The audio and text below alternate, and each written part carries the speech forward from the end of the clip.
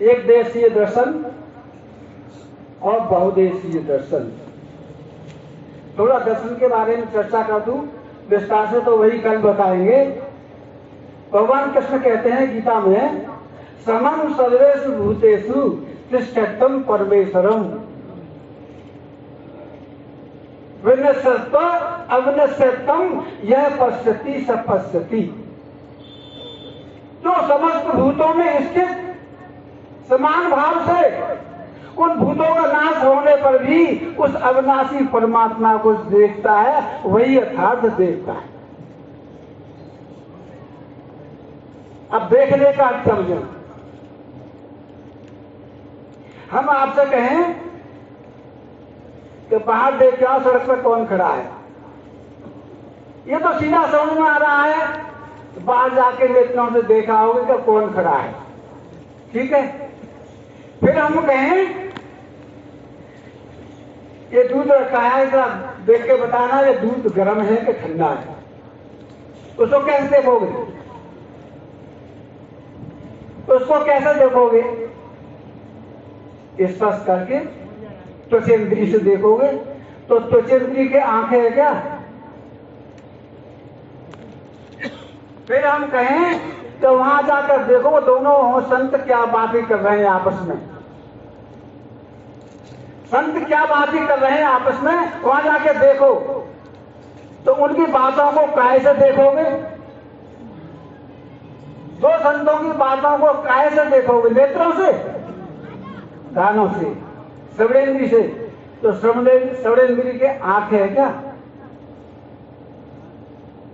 फिर हम कहें आपसे जरा देख के बताओ सब्जी बुझ तो नहीं है, खाने लायक है कि नहीं है? तो उसे काहे से बताओगे बुझ गई है कि नहीं बुझी है? नाक से।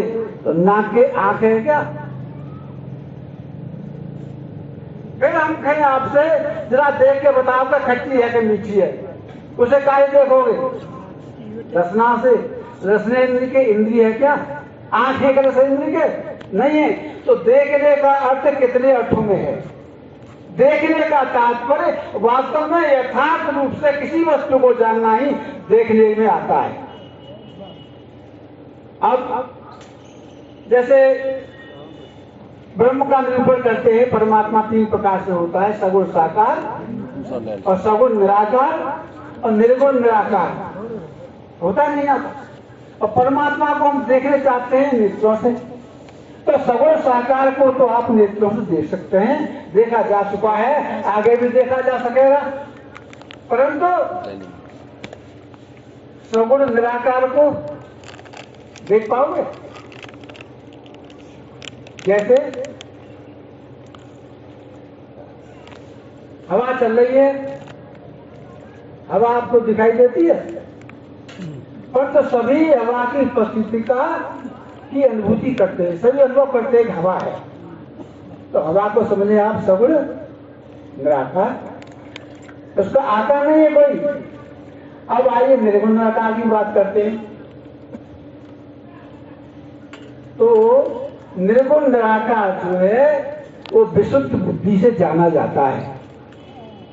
लोग कहते हैं नहीं तो मन वाणी का विषय नहीं है, ये तो वासो निवर्तन से अप्राप्त मनसा सा है। श्रुति भगवती कहती है कि मन वाणी का विषय नहीं। श्रुति ये भी कहती है आत्मा व अरे द्रष्टव्य श्रोतव्य मंतव्य विद्यास्तव्य, मन से विद्वातव्यम, मन से द्रष्टव्यम, मन से ही देखने योग्य है, मन से प्राप्त करने योग्य है। तो पूर्वाभास श्रुति प्रमाण है। और यहाँ दोनों श्रुतियों में विरोधाभास प्रतीत हो रहा है। इसका क्या मतलब है? ये सोचा फिर जब हमारे बादरायण मुनि ने जो व्यास रूप से प्रसिद्ध हुए कि जब श्रुतियों के तात्पर्य में जो है विरोधाभास प्रतीत हो रहा है, तो कुछ लोग तो समझेंगे मन वाणी का विषय नहीं है, और कुछ समझेंगे कहने का मन से देखो, मन से ही जानो, से मन से ही प्राप्त करो। इसका क्या तात्पर्य होता है? तो उन्होंने ब्रह्म सूत्र की रचना की, जिसका प्रथम अध्याय है समन्वयाध्याय। उसमें ऐसी स्थितियों का जहां विरोधाभास प्रतीत होता है, वहां दोनों प्रकार की स्थितियों का समर्पण करके दिखाया है, क्योंकि सभी स्थितियों का तात्पर्य किसी का साक्षात और किसी का परंपरा से अद्वितीय ब्रह्म। ये प्रत्येक अभिन्न अद्वितीय ब्रह्म ही तात्पर्य सारी स्थितियों का। जैसे किसी ने कहा मनमानी का विषय में, आज मेरा प्रथम दिन है तो उस विषय को नहीं उठाता हूं, क्योंकि थोड़ी नीचे चलते हैं तो फिर आप कहेंगे भाई भैया नाराज हो जाएंगे, तुम ऐसी बात कैसे समझ नहीं आता। नहीं,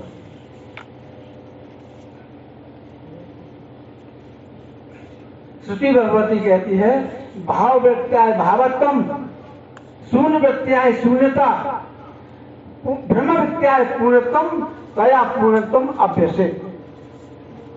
भाव व्यक्ति से ही पदार्थों को आश्रित है और शून्य व्यक्ति से सब शून्य है और ब्रह्म व्यक्ति से ही पूर्णता है। अतः पूर्णता का ही अभ्यास करना चाहिए। मैं ऐसी बात कहूंगा जो आपकी समझ में आए। तो पूर्णता का अभ्यास, ब्रह्माकार व्यक्ति ही पूर्णता का अभ्यास है, इस पर चर्चा करते हैं। ब्रह्म विद्या पूर्णतम कया पूर्णतम अभ्यसे। देखो हम ब्रह्माकार व्यक्ति का अभ्यास करते हैं तो ब्रह्माकार व्यक्ति साधन रूपा है, ब्रह्माकार व्यक्ति साधन रूपा है। और अखंड ब्रह्माकार व्यक्ति ब्रह्मचरम व्यक्ति, जहां व्यक्ति ब्रह्म स्वरूप हो जाती है वहां तक अभी कुछ विचार करना बाकी है। ब्रह्माकार व्यक्ति से चल करके अखंड ब्रह्माकार व्यक्ति तक पहुंचने के लिए अभी कुछ विचार बाकी है। तो क्या विचार बाकी है? इसमें महापुरुषों ने अपने अपने विचार रखे हैं, उसको मैं आपको बताऊंगा। सबसे पहले भगवान राम अध्यात्म रामायण के 47वें मंत्र में कहते हैं विष्णुम यतैतद तद्मातु दर्शनम, विष्णुम यतैतद परमात्म दर्शनम, विलापेदात्मनि सर्व कारणे, पूर्णच्चिदानंदमयो अतिष्ठते, न वेदवायं न च किंचिदान्तरम। यह विश्व परमात्मा का ही दर्शन है, वही है। इसलिए इसको सारे प्रपंच को सारे उसके कारण आत्मा में लीन करके कुछ चिंतन न करे, कुछ चिंतन न करे। तो यह सारा विश्व परमात्मा का दर्शन कैसे है? श्रुति भगवती कहती है सर्वम कारणा यशम जातम तद अभिन्नम स्वभावतः, कारण अभिन्न रूपेण कार्य कारण एवं ही। समस्त कार्य कारण से अभिन्न ही होता है। समस्त कार्य, जैसे ये अमोचा है, ये कार्य है किसी का, किसका है? सूत का। ठीक है, अब इसमें से सूत निकाल दो अमोचा में तो क्या बचेगा? अमोचा का ही कोई को आश्रित बचेगा? मिट्टी के घड़े होते हैं और घड़े में मिट्टी के सिवा और कुछ नहीं होता। घड़े में से मिट्टी निकालो तो घड़े का कहीं आश्रित नहीं बचेगा। ठीक इसी प्रकार से जितने भी कार्य हैं, ये तो सृष्टि आपको दिखाई देती है, ये तो वायुमानी भूतानी जायन्ते ये न जाता है जीवंती यद टेंथ अभिसंति तद जिज्ञासा तद ब्रह्म इति। ब्रह्म सूत्र में सूत्र आया जन्मादि से यतः, इस प्रपंच के जन्मादि जिससे होते हैं वो ब्रह्म है, उसकी जिज्ञासा करो। तो जब ब्रह्म से आप पैदा होते हैं तो आप क्या हुए? घड़ा मिट्टी से जुदा नहीं, अवचा सूत्र से जुदा नहीं, इसलिए आप भी परमात्मा से अलग नहीं है। यही समझना है। हमारे पहले जो वक्ता बोल रहे थे प्रधान जी सेवा नगला वाले, वो यही तो बता रहे थे, वो यही बता रहे थे। पर कहते होता क्या है, अक्सर सत्संगों में हम जाते हैं, उन्हीं बातों को सुनना चाहते हैं जिसको हम जानते हैं। हर सत्संग में आप कहीं भी जाओ, ये तो कोई ब्रह्म की जरा भी चर्चा करना शुरू कर दे तो लोग जाते हैं, ये कहने लगते हैं हमारी समझ तो कुछ आ नहीं रहा। अरे भाई, प्राइमरी स्कूल में पढ़ते पढ़ते तो आपको 10 साल हो गए, तो आपको कोई कहेगा आप पढ़ रहे हैं? अरे अगले कक्षा में दाखिला लो। ये तो सौभाग्य है आप बड़रानी जैसे गांव में पैदा हुए हो, जहाँ के एक संत हैं हमारे स्वामी प्रकाशानंद जी, और हमारे ऋषि पासी जी हैं संचालन जो कर रहे हैं, स्वामी प्रकाशानंद जी हमारे गांव में शुरू में जाया करते थे प्रारंभ में, तो वो सुनाया करते थे देखो इसमें क्या दिखाई दे रहा है, इसमें क्या दिखाई दे रहा है, वो कहा करते थे। तो हम अपने मन में सोचते थे कि अमोचा दिखाई दे रहा, पर जब इसका रहस्य वो बताते थे, अरे ये सूत है अमोचा नहीं है, ये तो उपाधि बस इसका नाम रख दिया गया अमोचा। ठीक इसी प्रकार से आप भी परमात्मा से भिन्न नहीं है, परंतु क्या है, हमने अंतःकरण के धर्मों को अपने में अध्यात्मिक कर लिया है। हमने अपने को अपने आप में अंतःकरण के जो धर्म है अपने आप में मान लिया कि ये धर्म है। जैसे रज्जु को विवर्त उरग रज्जु ते न भिन्न कछु, रज्जु कहते रस्सी को, उरग कहते सर्प को। रज्जु को विवर्त उरग रज्जु ते न भिन्न कछु, सुक्ति का विवर्त रजत सुक्ति का स्वरूप है। मृत्तिका में भाजन, मृत्तिका में मिट्टी, मृत्तिका में भाजन सो मृत्तिका ते न्यारनाई, खम्म माए पतरी अनेक एक रूप है। जल की तरंग सोतो चलते न डूबे कछु, जल की तरंग सोतो चलते न डूबे कछु, घाम माए नीरवत शुद्ध एक रूप है। तैसे जो प्रपंच सब तेरो ही विवर्त है, तुझसे व्यतिरेक ना को रंक ना को भूप है। तुमसे अलग कुछ नहीं है, सब तुम ही हो। जब गहरी नींद में चले जाते हैं तो किसी की प्रतीति होती है, आपको बताइए कुछ प्रतीत होता है? नहीं होता। जब आप गहरी नींद से जगते हैं सर्वप्रथम एक क्षण की अवस्था आती है, निष्फुर अवस्था, उसमें कोई स्फुरना नहीं होती, नॉन बायोपेटिक स्टेज ऑफ माइंड, उसमें कोई स्फुरना नहीं होती।